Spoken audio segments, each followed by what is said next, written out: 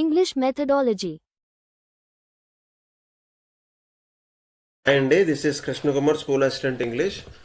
APDSC school assistant English, అలాగే AP టెట్కి prepare అయ్యేటటువంటి ఆస్పిరెంట్స్కి ఇంగ్లీష్ మెథడాలజీ, ఇంగ్లీష్ గ్రామర్ యొక్క ఇంపార్టెన్స్ ఏంటో మీకు తెలుసు. సో దానికి సంబంధించి లాస్ట్ వీడియోస్లో కొన్ని ఇంపార్టెంట్ టాపిక్స్ని అయితే చేయడం జరిగింది.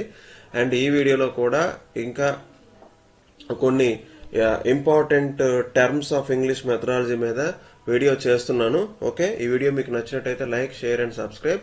So let's begin the content. Coherence అంటే ఏంటి? కొహరెన్స్ అంటే it is the unifying element in good writing. ఒక గుడ్ రైటింగ్ రావాలి అంటే, ఒక గుడ్ కాన్వర్జేషన్ జరగాలన్నా, ఒక గుడ్ స్టోరీ చెప్పాలన్నా అక్కడ కొహరెన్స్ అనేది చాలా ఇంపార్టెంట్. లైక్ మీకు ఒక ఎగ్జాంపుల్ చెప్తాను.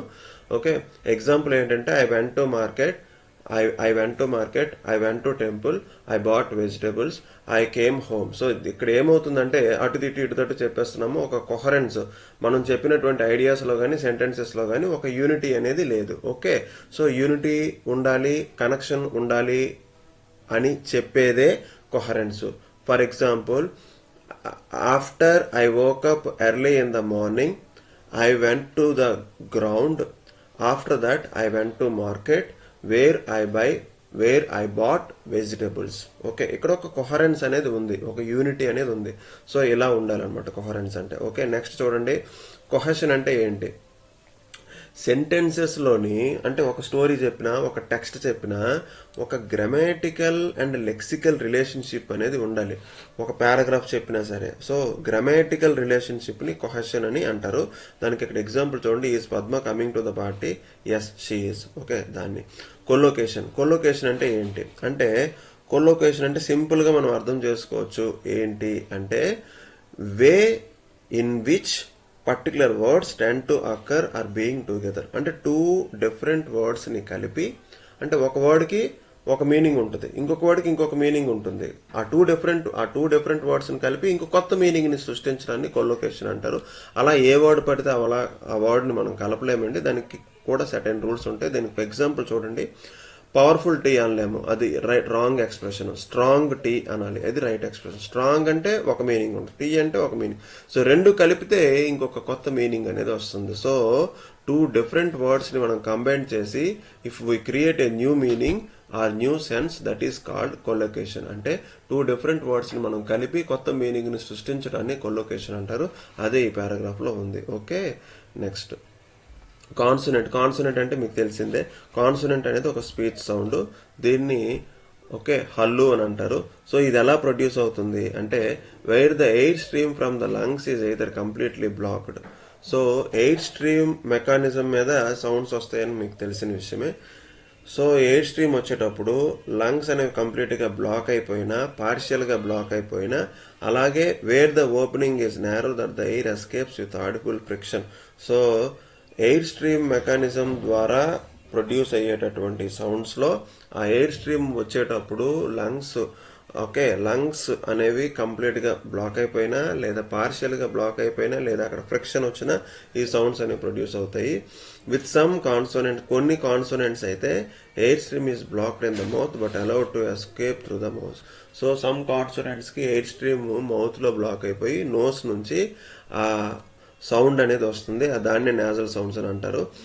Speech sounds, okay, with the other group of speech sounds the vowels the air from the lungs is not work. Okay, so okay, అయితే with the other group of speech sounds the vowels the air from the lungs is not worked. Okay, so ఈ point నేను ఇప్పుడే discuss చేశాను, same point అనమాట, same meaning, confuse అవ్వద్దు. Next content word అంటే ఏంటి? Words can be divide into two classes, content words, function words. Words ని రెండు విధాలుగా చెప్పొచ్చు, కంటెంట్ వర్డ్స్ అని చెప్పొచ్చు, ఫంక్షన్ వర్డ్స్ అని చెప్పొచ్చు. ఓకేనా? కంటెంట్ వర్డ్స్ అంటే ఏంటంటే ఒక థింగ్ గురించి, క్వాలిటీ గురించి, స్టేట్ ఆర్ యాక్షన్ గురించి చెప్తాయి. అలాగే వాటికి మీనింగ్ అనేది ఇండిపెండెంట్ గా ఉంటుంది.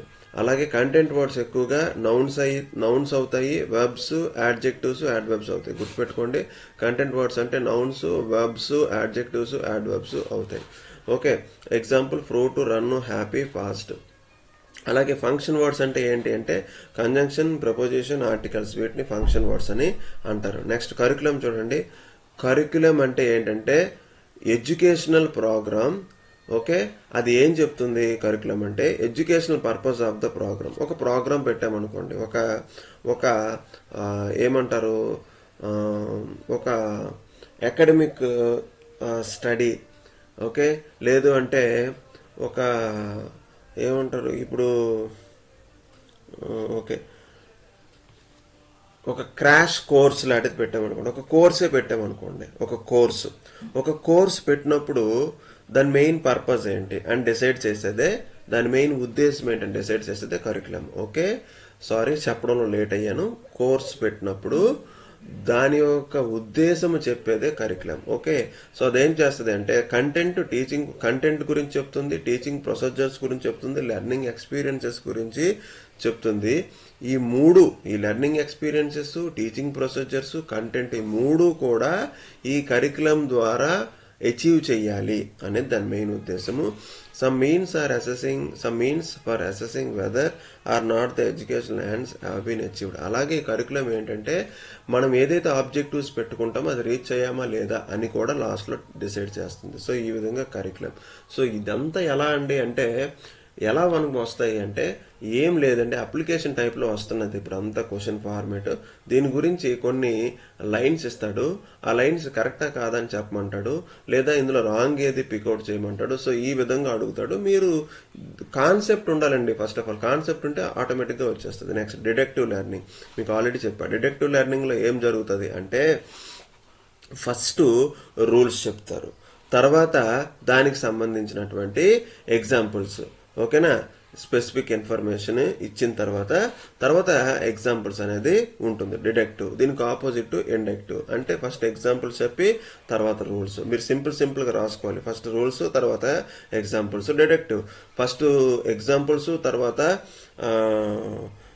Rules, inductive. Okay, diagnostic test ఇది ఎప్పుడు పెడతారు అంటే it is a test administered to find out the strengths and weaknesses either at the individual or class level.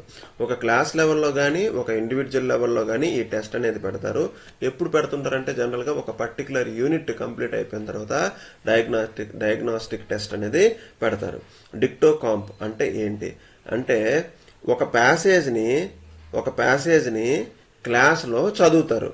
ఓకేనా, చదివిన తర్వాత స్టూడెంట్కి ఏం అర్థమైంది? ఓకే, డిక్టో అంటే చదవడము. ఓకే, సో మళ్ళీ చెప్తాను, నేనే కొంచెం కన్ఫ్యూజ్ అయ్యాను. ఒక క్లాస్ ఉందండి, ఒక క్లాస్లో ప్యాసేజ్ చదువుతారండి. ప్యాసేజ్ చదివినప్పుడు ఒక స్టూడెంట్కి వాడికి ఏం అర్థమైందో రాయాలండి. దాన్నే డిక్టో కంపో అంటారండి. డిక్టో అంటే చెప్పడము, కంపో అంటే వాడికి ఏం అర్థమైందో రాయడం. సో దీన్నే డిక్టో కాంపో అని అంటారు. డిప్థాంగ్ అంటే మీకు తెలుసు, a speech sound which is usually considered as one distinctive vowel. Okay, డిప్థాంగ్లోని ఏముంటది అంటే 2 వవెల్స్ ఉంటాయి. నేను షార్ట్ గా అర్థమైనట్టుగా చెప్తున్నానండి, ఈ పాయింట్స్ వింటే చాలు. ఓకే, 2 వవెల్స్ ఉంటాయి.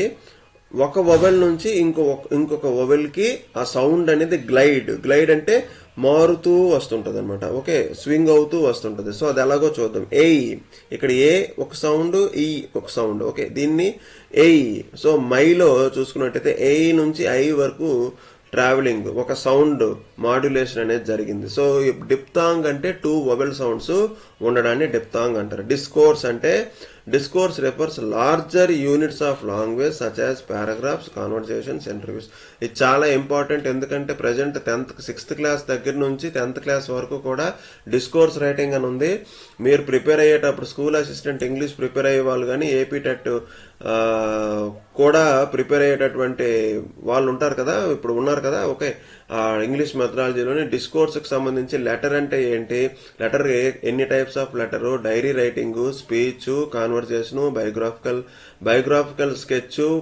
ఓకే, వీటి గురించి మీకు ఒక ఐడియా ఉండాలి. రిపోర్ట్ రైటింగ్ మీద కూడా ఐడియా ఉండాలి. ఐడియా అంటే ఏంటి అంటే దానిలో ఏ పాయింట్స్ వస్తాయి, ఏ స్టెప్స్ వస్తాయి, ఏంటి విషయము, ఏది ఎవరికి యూజ్ అవుతుంది, ఇవన్నీ కూడా మీరు తెలుసుకోవాల్సిన అవసరం ఉంది.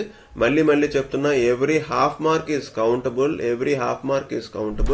Every half mark is matter for your job. Okay, and that's all for now. ఈ వీడియో మీకు నచ్చినట్టయితే like, share and subscribe. Thank you. So that నాకేమవుతుందంటే ఒక చిన్న మోటివేషన్ వస్తుంది. ఓకే చేద్దాం. ముఖ్యంగా లైక్ చేయడం మర్చిపోవద్దు. Thank you.